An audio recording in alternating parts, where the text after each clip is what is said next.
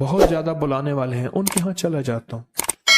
میں نے دیکھا تو ان کا بھائی جو ہے ایسے چل رہا تھا تو ہاتھ میں تسبیح تھی، بات تھوڑی کرتا تھا، تسبیح زیادہ پڑھتا تھا۔ اس کا دبئی میں بہت بڑا کاروبار، جسے کہنا چاہیے بہت بڑا کاروبار دبئی میں۔ کہنے لگا گاڑی میں جا رہا تھا،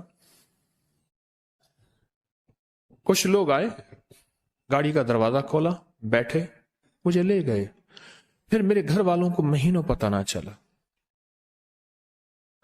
اور اس کے بعد بڑی اذیتوں کے بعد میں چھوٹا۔ اب وہاں بیٹھ کے پھر اللہ ہی تھا تنہائی میں، اور تو کوئی تھا ہی نہیں۔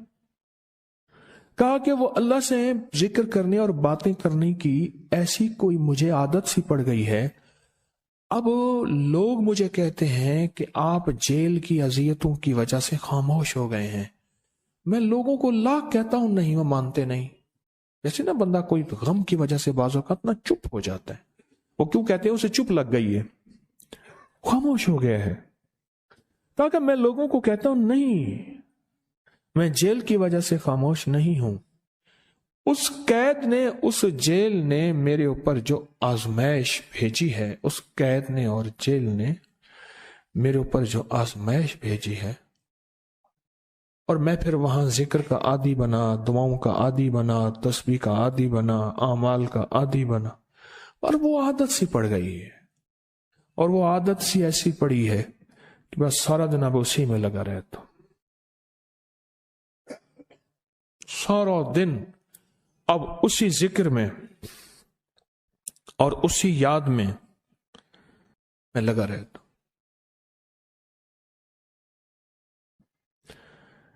کہیں ایسا نہ ہو ہم بھی اگر ذکر سے غافل ہوئے، تسبیح سے غافل ہوئے، خدا نہ خواستہ ایسی آزمائش آ جائے، اور پھر ہم ذکر اور تسبیح اور اعمال کے عادی بن جائیں، اللہ سے عافیت مانگے۔ اور اگر ہماری زبانوں پہ تسبیح ذکر آ گیا ہے عافیت کے دنوں میں، تو سمجھ لیں یہ اس کی عطا ہے، یہ اس کی نعمت ہے، یہ اس کی کریمی ہے، یہ اس کا فضل ہے۔ اس نے بہت بڑی آزمائش سے پہلے ہمارے اوپر اتنا کرم کر دیا، اس کا بہت بڑا کرم ہے۔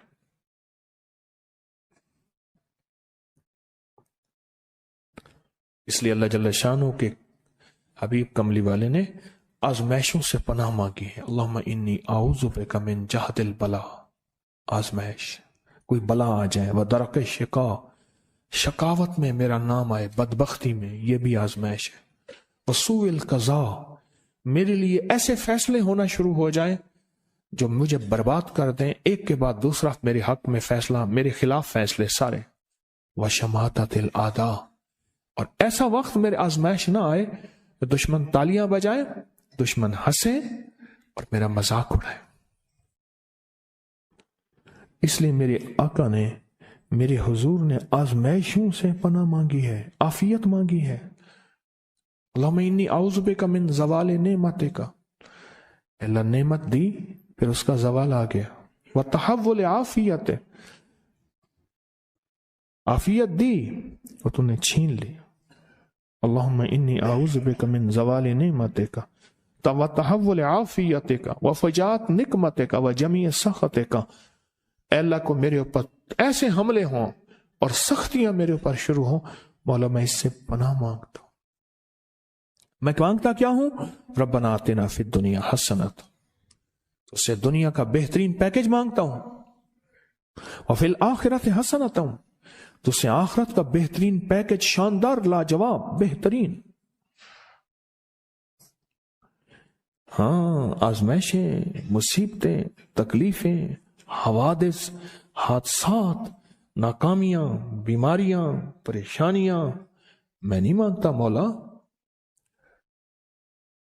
اللہم انی اعوذ بک من الہم والحزن، ہم کہتے ہیں ٹینشن کو، انزائٹی کو، اسٹریس کو، ڈپریشن کو، اندر غم ہے باہر پتہ ہی نہیں، اس کو ہم کہتے ہیں۔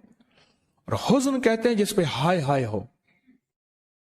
اے اللہ میں تجھ سے اندر کا دکھ جو مجھے دیمک کی طرح کھائے، اور باہر کا دکھ جو مجھے تڑپائے، اندر کا دکھ کھائے اور باہر کا دکھ تڑپائے، اے اللہ میں اس سے پناہ مانگتا ہوں۔ ہم والحزن، عجز والکسل، ایسا کہ میں عاجز ہو جاؤں یا میرے پر سستی غالب ہو جائے۔ کتنے لوگ ایسے ہیں ان کے اوپر سستی غالب ہے، بہت بڑی مصیبت ہے زندگی کی۔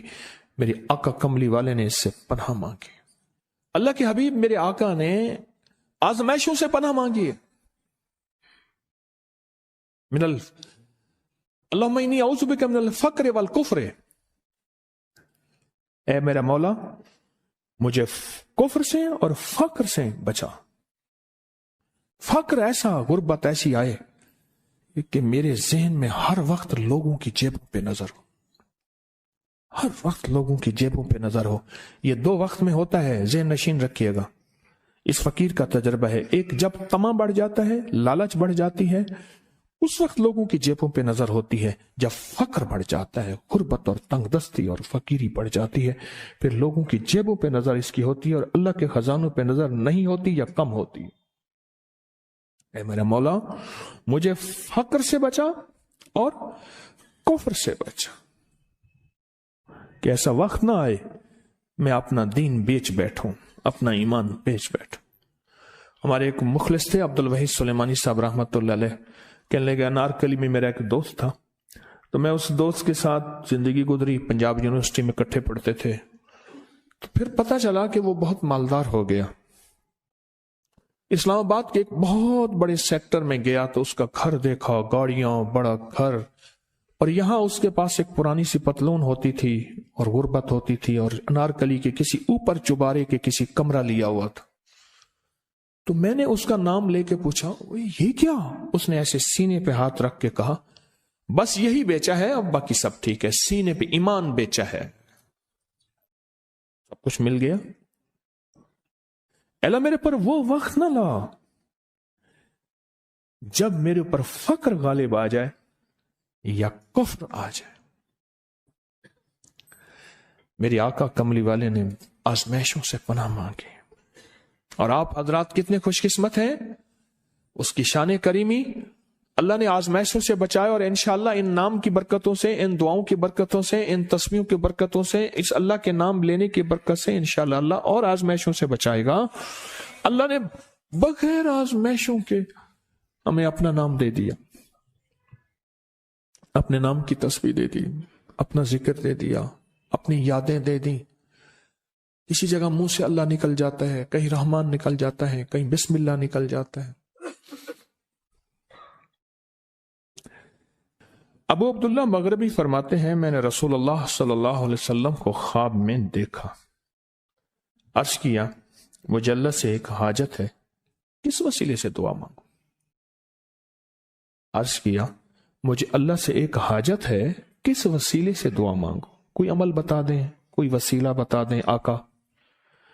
میں نے حضور سے خواب میں سوال کیا تو آپ نے ارشاد فرمایا جس کو بھی اللہ سے کوئی حاجت ہو اسے چاہیے وہ سجدے کرے، یعنی 2 رکعت ادا کرے اور سجدے کی ہر رکعت میں 40 مرتبہ آیت کریمہ پڑھے، جو میں عمل میں بتایا کرتا ہوں، لا الہ الا انت سبحانک انی کنت من الظالمین۔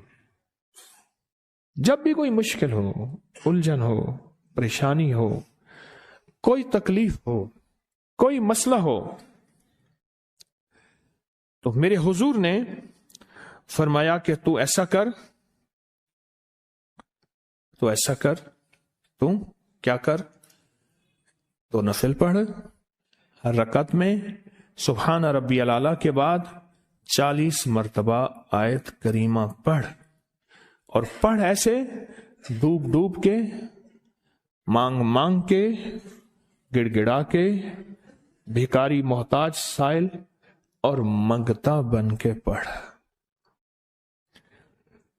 اور حدیث میں آیا کہ کوئی مصیبت زدہ اس کو نہیں پڑھتا جس کی مصیبت دور نہیں ہوتی۔ آیت کریمہ کو فرمایا کوئی مصیبت زدہ اگر پڑھ لے اس کی مصیبت دور ہوتی ہے۔ اور ایک اور حدیث میں ہے کہ کبھی ایسا نہیں ہوا کہ کسی مسلمان آدمی نے کسی چیز کے لیے اسے پڑھا ہو اور اس کی دعا قبول نہ ہوئی ہو، اور اس کو ترمذی اور نسائی نے روایت کیا ہے۔ میرے آقا فرماتے ہیں کہ میں جب شب معراج میں میرا ایک شخص پر گزر ہوا جو نور عرش میں چھپا ہوا تھا، عرش کے نور میں اتنا ڈوبا ہوا تھا، خود چھپا ہوا تھا عرش کے نور میں۔ میں نے پوچھا یہ کون ہے؟ یا کوئی فرشتہ ہے؟ فرمایا نہیں۔ میں نے کہا تو پھر یہ کون ہے؟ فرمایا ایک انسان ہے، جب دنیا میں تھا تو یاد خدا اسے اس کی زبان پر تر و تازہ رہتی تھی، اس کا دل مسجد میں لگا رہتا تھا، آج اللہ کے حضور یہ نور عرش کے نور میں اتنا ڈوبا ہے کہ خود چھپ گیا۔ دو چیزوں کی وجہ سے، ایک، اس کی زبان ہر وقت اللہ کی یاد سے تر و تازہ رہتی تھی۔ جو دم غافل سو دم کافر، میں نے مرشد سبق پڑھایا ہو۔ حضور کہتے ہیں میں مرشد کے پاس گیا، میں نے کہا حضرت کو نصیحت فرما دیں۔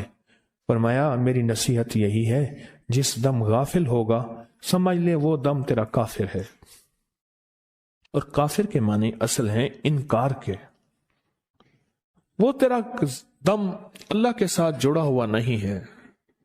پر میں ذکر کرنے والوں کی مثال زندہ کی ہے اور ذکر نہ کرنے والوں کی مثال مردہ کی ہے۔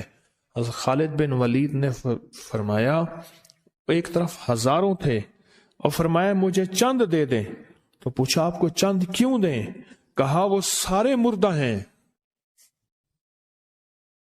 وہ کلمہ پڑھنے والے نہیں تھے، وہ سارے مردہ ہیں، مجھے چند کلمہ پڑھنے والے دے دیں، یہ سارے زندہ ہیں اور یہ غالب آئیں گے۔ اور یہی ہوا، اور یہ کلمہ پڑھنے والے غالب آ گئے۔